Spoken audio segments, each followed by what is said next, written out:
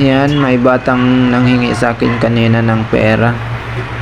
Kaya ang binigay ko na lang sa kanya ay binilihan ko na lang ng pares para makakain. Yan, naawa ako sa kanya. Mga batang palaboy-laboy.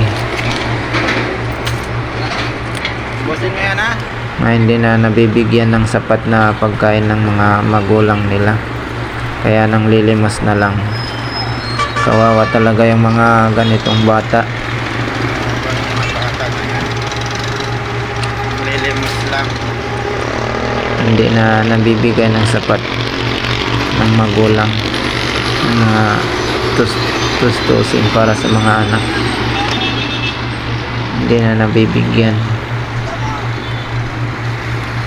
Kaya naawa ako, binigyan ko na lang. Binilihan ko ng pares.